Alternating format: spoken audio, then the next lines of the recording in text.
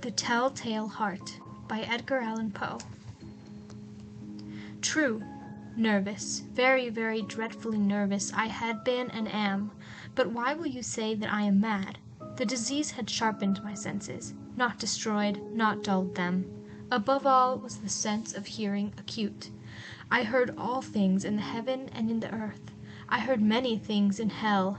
How then am I mad? Hearken, and observe how healthily, how calmly, I can tell you the whole story. It is impossible to say how first the idea entered my brain, but once conceived it haunted me day and night. Object there was none, passion there was none. I loved the old man. He had never wronged me, he had never given me insult. For his gold I had no desire. I think it was his eye. Yes, it was this.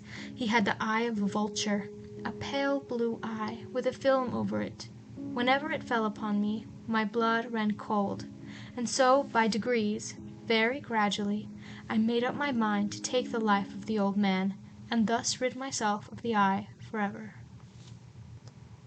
Now this is the point. You fancy me mad. Madmen know nothing.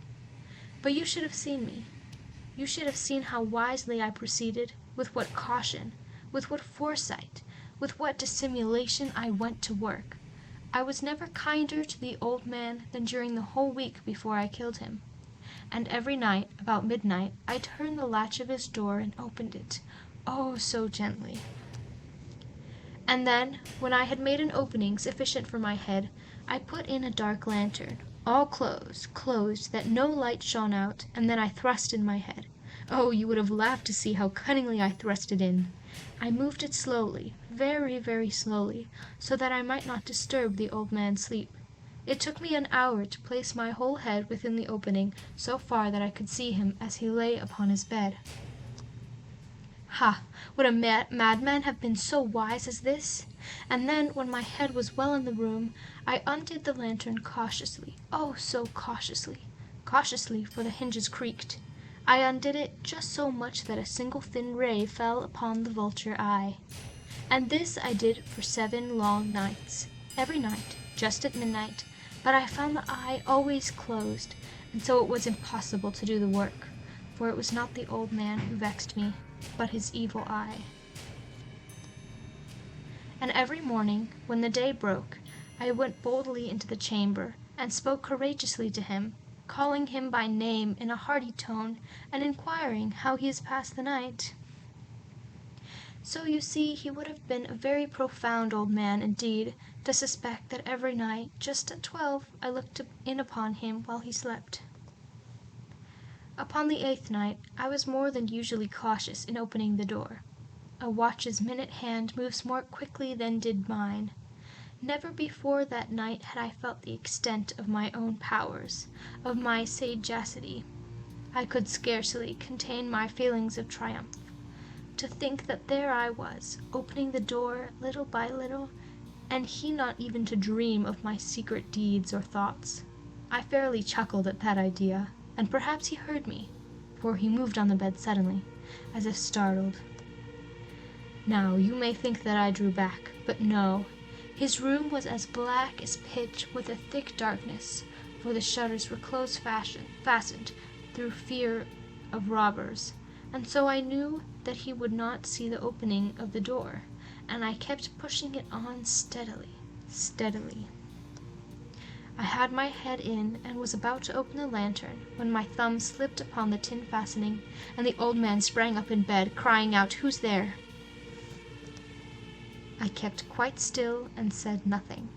For a whole hour I did not move a muscle, and in the meantime I did not hear him lie down. He was still sitting up in bed, listening, just as I have done, night after night, hearkening to the death watches in the wall. Presently I heard a slight groan, and I knew it was the groan of mortal terror.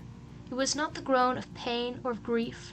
Oh no, it was the low stifled sound that arises from the bottom of the soul when overcharged with awe. I knew the sound well. Many a night, just at midnight, when all the world slept, it has welled up from my own bosom, deepening with its dreadful echo the terrors that distracted me. I say I knew it well. I knew what the old man felt, and I pitied him, although I chuckled at heart. I knew that he had been lying awake ever since the first slight noise, when he had turned in the bed.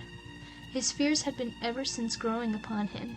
He had been trying to fancy them causeless, but could not. He had been saying to himself, "It is nothing but the wind in the chimney. It is only a mouse crossing the floor, or it is merely a cricket which has made a single chirp."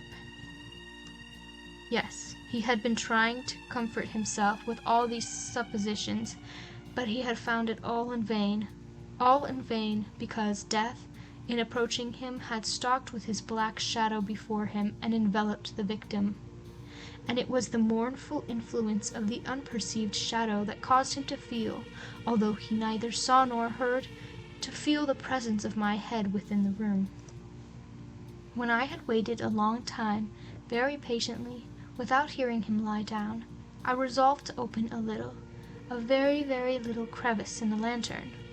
So I opened it. You cannot imagine how stealthily, until at length a simple dim ray, like the thread of the spider, shot from out of the crevice and fell full upon the vulture eye.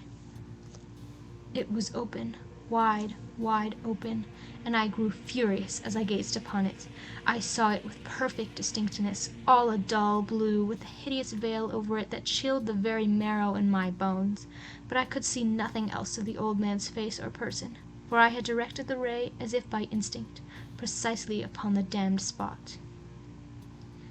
And have I not told you that what you mistake for madness is but over-acuteness of the senses? Now, I say, there came to my ears a low, dull, quick sound, such as a watch makes when enveloped in cotton. I knew that sound well, too. It was the beating of the old man's heart.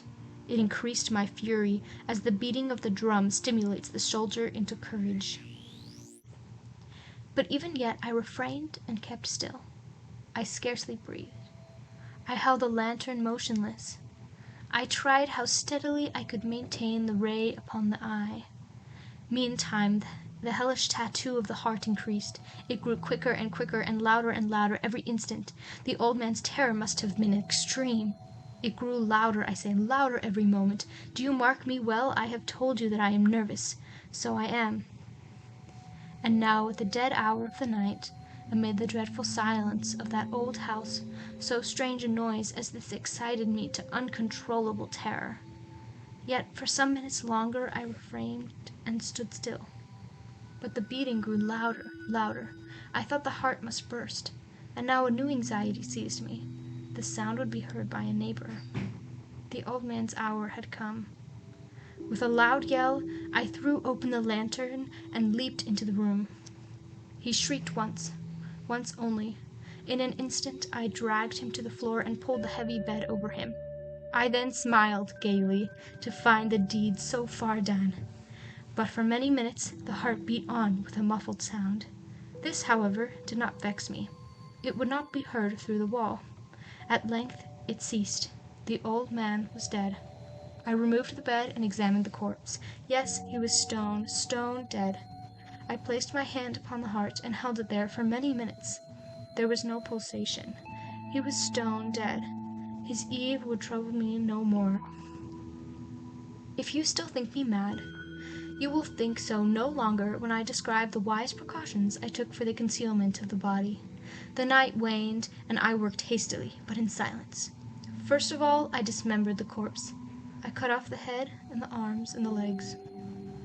I then took up 3 planks from the flooring of the chamber, and deposited all between the scantlings. I then replaced the boards so cleverly, so cunningly, that no human eye, not even his, could have detected anything wrong. There was nothing to wash out, no stain of any kind, no blood spot whatever. I had been too wary for that. A tub had caught all. Ha ha! When I had made an end of all these labors, it was 4 o'clock, still dark as midnight. As the bell sounded the hour, there came a knocking on the street door. I went down to open it with a light heart, for what had I now to fear? There entered 3 men, who introduced themselves with perfect suavity, as officers of the police. A shriek had been heard by a neighbor during the night. Suspicion of foul play had been aroused. Information had been lodged at the police office, and they, the officers, had been deputed to search the premises. I smiled, for what had I to fear? I bade the gentleman welcome. The shriek, I said, was my own in a dream. The old man, I mentioned, was absent in the country. I took my visitors all over the house. I bade them search well. I led them at length to his chamber. I showed them his treasures, secure, undisturbed. In the enthusiasm of my confidence, I brought chairs into the room, and desired them there to rest from their fatigues, while I myself, in the wild audacity of my perfect triumph, placed my own seat upon the very spot beneath which reposed the corpse of the victim. The officers were satisfied. My manner had convinced them. I was singularly at ease. They sat, and while I answered cheerily, they chatted of familiar things. But ere long I felt myself getting pale, and wished them gone. My head ached, and I fancied a ringing in my ears. But still they sat and still chatted. The ringing became more distinct. It continued and became more distinct. I talked more freely to get rid of the feeling, but it continued and gained definiteness, until at length I found that the noise was not within my ears. No doubt I now grew very pale, but I talked more fluently and with a heightened voice. Yet the sound increased, and what could I do? It was a low, dull, quick sound, much such a sound as a watch makes when enveloped in cotton. I gasped for breath, and yet the officers heard it not. I talked more quickly, more vehemently, but the noise steadily increased. I arose and argued about trifles in a high key and with violent gesticulations, but the noise steadily increased. Why would they not be gone? I paced the floor to and fro with heavy strides, as if excited to fury by the observations of the men, but the noise steadily increased. Oh God! What could I do? I foamed, I raved, I swore. I swung the chair upon which I had been sitting and grated it upon the boards, but the noise grew over all and continually increased. It grew louder, louder, louder. And still the men chatted pleasantly and smiled. Was it possible they heard not? Almighty God! No, no, they heard, they suspected, they knew. They were making a mockery of my horror. This I thought, and this I think.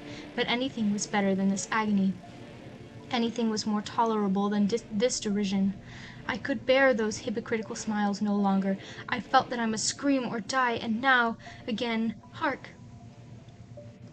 "Villains!" I shrieked. "Dissemble no more. I admit the deed. Tear up the planks. Here, here. It is the beating of this hideous heart."